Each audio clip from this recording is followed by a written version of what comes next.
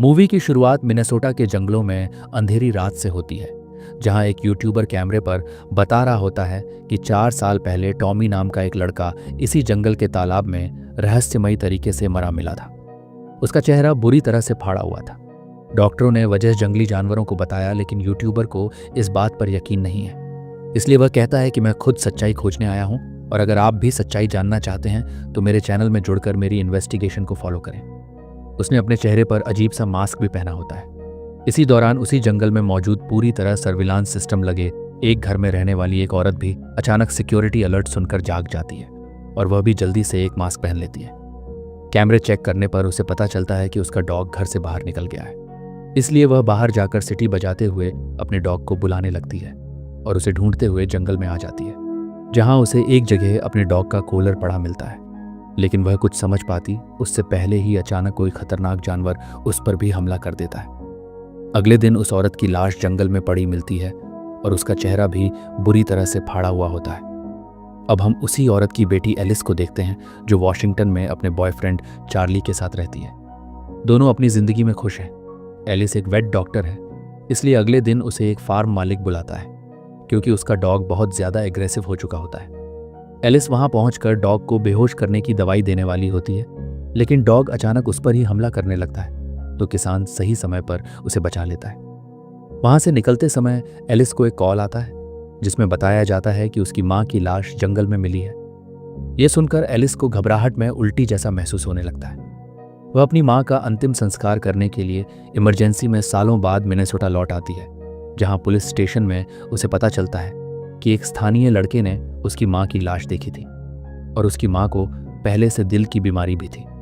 Officer कहते हैं कि वे जांच पूरी करने के बाद ही उसकी मां का बॉडी दे सकते हैं। इसलिए एलिस कुछ दिनों के लिए अपनी मां के ही घर में रुकने का फैसला करती है और जंगल के बीच बने उस घर में पहुंच जाती है। लेकिन घर के अंदर जाते ही जोर जोर से सिक्योरिटी अलार्म बजने लगता है, तो एलिस गुस्से में कंट्रोल स्क्रीन ही तोड़ देती है। उसे एक सर्विसमैन बुलाकर सिक्योरिटी सिस्टम ठीक करवाना पड़ता है।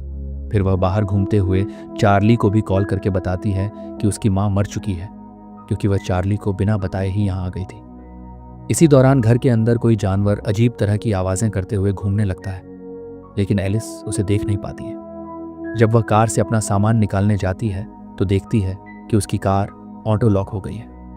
वह घर के अंदर जाकर अपनी कार की चाबी ढूंढती है, लेकिन अचानक चाबी भी कहीं गायब होती है।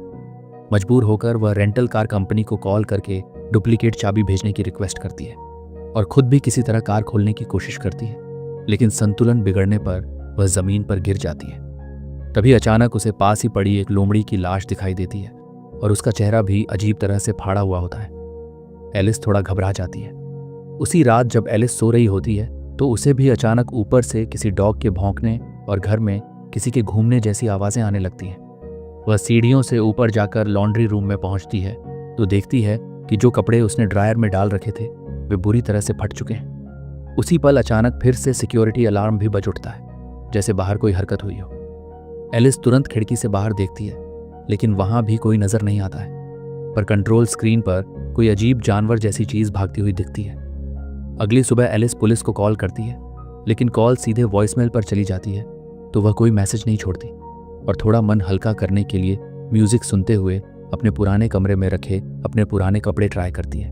अपना पुराना सामान ढूंढने लगती है, जिसमें उसे अपने हाई स्कूल बॉयफ्रेंड की जैकेट मिल जाती है और उसकी पुरानी इलेक्ट्रॉनिक डायरी भी मिलती है, जिसमें उसके अपने हाई स्कूल बॉयफ्रेंड के साथ बने एक संबंध के बारे में रिकॉर्डिंग होती है।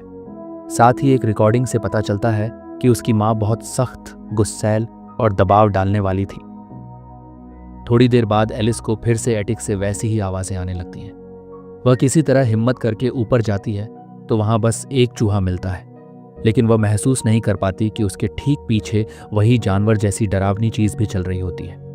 इस बीच पुलिस भी एलिस को कॉल करके बताती है कि उन्हें उसकी मां की बॉडी पर कुछ और जांच करनी होगी, इसलिए उसे कुछ दिन और यहीं रहना पड़ेगा। एलिस बोर होकर अपनी मां द्वारा रिकॉर्ड किए हुए पुराने वीडियो टेप्स देखने लगती है, जिससे पता चलता है कि एलिस की मां उसे एक ब्यूटीफुल गुड़िया की तरह पतला और परफेक्ट रखने के लिए उससे जबरदस्ती डाइट कराती थी, उस पर चिल्लाती थी और उसे भावनात्मक रूप से तोड़ती थी। उसी समय घर के बाहर एक बुजुर्ग महिला आ जाती है, जो कैमरे पर ही एलिस से उसकी मां के लिए संवेदना जताती है। एलिस उसे अंदर बुलाती है, लेकिन वह महिला अंदर आने से मना कर देती है और एलिस को भी चेतावनी देती है कि इस घर में ज्यादा दिन मत रहना, यहाँ कुछ है। एलिस बाहर भागकर उस औरत को रोकने की कोशिश करती है, लेकिन वह तुरंत ही वहां से निकल जाती है। वापस लौटते समय अचानक जैसे वही जानवर चुपके से घर का दरवाजा भी बंद कर देता है, जिससे एलिस बाहर ही बारिश में फंस जाती है। वह किसी तरह एक शेड में रुककर भीगने से बचती है, लेकिन बारिश रुकते ही उसे अचानक बिप बिप की आवाज सुनाई देने लगती है। आवाज का पीछा करते हुए उसे भी घर के पास एक जगह एक डॉग कॉलर मिलता है और वहीं कॉलर के आसपास कुछ अजीब पंजों के निशान भी दिखाई देते हैं। एलिस तुरंत अपना फोन निकालकर उन पंजों की फोटो लेने लगती है, पर तभी उसे अपने ऊपर एक ड्रोन उड़ता हुआ दिखाई देता है, जो मूवी की शुरुआत में दिखे उसी यूट्यूबर लड़के का होता है। उसने अभी भी अपने चेहरे पर मास्क पहना होता है और एलिस से भी चिल्लाकर कहता है, अपना चेहरा मत दिखाना, अपना चेहरा मत दिखाना। एलिस दौड़कर उसे भी रोकने की कोशिश करती है, लेकिन वह भी अपनी साइकिल लेकर वहां से भाग निकलता है। वह जब वापस डॉग कॉलर उठाती है तो नोटिस करती है कि वह घर की बाउंड्री पार करते ही इलेक्ट्रिक शॉक देने लगता है। उसे याद आता है कि उसकी माँ ने यह सिस्टम अपने डॉग को घर से बाहर जाने से रोकने के लिए लगाया था। एलिस कॉलर को डीएक्टिवेट कर देती है और उसी की मदद से एक दरवाज़ा खोल लेती है, लेकिन घर के अंदर जाते ही अचानक उसे फिर उल्टी जैसा महसूस होने लगता है। उसे शक होने लगता है कि शायद वह प्रेग्नेंट है। वह एक एआई से पूछती है कि बिना टेस्ट किट के प्रेगनेंसी का कैसे पता चलेगा, तो एआई उसे एक तरीका बताता है, लेकिन कहता है कि उसका रिजल्ट आने में आधा घंटा लगेगा। इस बीच वह उस पंजे की फोटो को अपने एक वेट दोस्त को भेजकर उस जानवर के बारे में पता करने की कोशिश करने लगती है। आधे घंटे बाद जब एलिस का टेस्ट रिजल्ट आता है तो उसे समझ आ जाता है कि वह प्रेग्नेंट है, लेकिन वह इस सच्चाई को मानना ही नहीं चाहती और अपना ध्यान भटकाने के लिए शराब पीकर पागलों की तरह डांस करने लगती है, खूब नशा करती है और मेकअप करके अपना पुराना ब्यूटी कंपटीशन वाला ड्रेस भी पहन लेती है। फिर बाहर खाली पड़े स्विमिंग पूल में जाकर अपनी पुरानी तकलीफदेह यादों में चली जाती है, जब एलिस की माँ उसे ज़बरदस्ती ब्यूटी कंपटीशंस में भेजती थी और ज़रा सा वजन बढ़ने पर उसे अपमानित करती थी। वह उदास होकर चार्ली को कॉल करके बताती है कि उसे इस घर में अब भी वह चीखें सुनाई देती हैं जिनसे परेशान होकर वह सालों पहले यहाँ से चली गई थी। चार्ली भी थोड़ा परेशान होने लगता है, लेकिन जब एलिस उसे बताती है कि वह प्रेग्नेंट है तो चार्ली खुश होकर कहता है, मैं अभी फ्लाइट लेकर तुम्हारे पास आता हूँ। लेकिन कॉल कट जाती है। अचानक एलिस को फिर से जंगल की तरफ से कुछ आवाज़ें सुनाई देने लगती हैं और जब वह जंगल की ओर जाती है तो आखिरकार उसे अंधेरे में उस जानवर की हल्की झलक दिख जाती है। अचानक सिक्योरिटी अलार्म भी बजने लगते हैं। डर के मारे वह वापस भागकर घर में आ जाती है और कैमरों की रिकॉर्डिंग चेक करने लगती है, पर तभी अचानक टीवी भी खुद ब खुद चालू हो जाता है और उसमें उसकी माँ का पुराना वीडियो टेप चलने लगता है, जिसमें उसकी माँ 17 साल की एलिस को मोटे होने पर डांटती, ताना मारती और भावनात्मक रूप से तोड़ती दिखाई देती है। यहाँ तक कि वह एलिस के पेट को पतला दिखाने के लिए उसके पेट में एक टाइट पट्टी भी बांध देती है। ये सब देखकर एलिस गुस्से में सारे वीडियो टेप ही तोड़ देती है और अपना दिमाग शांत करने के लिए बाथरूम में जाकर सेडेटिव्स ढूंढने लगती है। लेकिन उसे पता चलता है कि उसकी माँ के पास ऐसे सेडेटिव्स हैं जो सिर्फ खतरनाक जंगली जानवरों को शांत करने के लिए दिए जाते हैं। वह सोच में पड़ जाती है कि आखिर उसकी माँ को इन सब चीज़ों की क्या ज़रूरत थी। अगली सुबह वह जानवर अचानक चुपके से एलिस का फ़ोन लेकर भाग जाता है। थोड़ी देर में घर के बाहर रेंटल कार एजेंसी वाला एक आदमी आकर उसकी कार अनलॉक कर देता है, लेकिन घर का मेन डोर भी अचानक लॉक हो चुका होता है, इसलिए वह चाहकर भी बाहर नहीं जा पाती। तभी अचानक पूरा घर ही लॉकडाउन मोड में चला जाता है। सारे खिड़की दरवाजे पूरी तरह लॉक होकर कवर हो जाते हैं। अचानक एलिस को उसके फ़ोन की आवाज़ बेसमेंट से आती हुई सुनाई देने लगती है। वह पीट एंट्रेंस वाले एक छोटे दरवाजे से बेसमेंट में जाकर अपने फ़ोन तक पहुंच जाती है, पर तभी वही जानवर अचानक उस पर हमला करने दौड़ पड़ता है। एलिस किसी तरह बाहर भागकर अपनी कार में छिप जाती है, लेकिन वह जानवर बंद कार पर भी हमला करने लगता है। उसकी कार पूरी तरह से कवर होती है। फिर भी घबराहट में एलिस किसी तरह कार लेकर भागने लगती है, लेकिन सामने कुछ दिखाई न देने की वजह से कार एक पेड़ से टकरा जाती है। वह किसी तरह लड़खड़ाती हुई भागकर फेंसिंग क्रॉस करती है, लेकिन इसमें उसके हाथ में चोट भी लग जाती है। तभी अचानक उसे फिर से अपने ऊपर उसी यूट्यूबर लड़के का ड्रोन उड़ता दिखाई देता है और फिर से सामने से वह लड़का चिल्लाकर कहता है, अपना चेहरा छुपाओ, और तेजी से भागने लगता है। सच जानने के लिए एलिस भी उसका पीछा करने लगती है और देखती है कि पूरा जंगल ही सर्वेलेंस कैमरास से भरा हुआ है। वह उस लड़के का पीछा करती हुई जंगल में बनी एक गुफा तक पहुंच जाती है, जिसके अंदर से उसे किसी बच्चे के रोने की आवाज़ सुनाई देने लगती है। लेकिन अंदर जाते ही उसे पता चलता है कि यह सिर्फ एक जाल है, क्योंकि वह आवाज़ वहाँ पड़े एक वॉकी टॉकी से आ रही होती है। तभी वह लड़का वहाँ आकर गुफा का दरवाज़ा बंद कर देता है।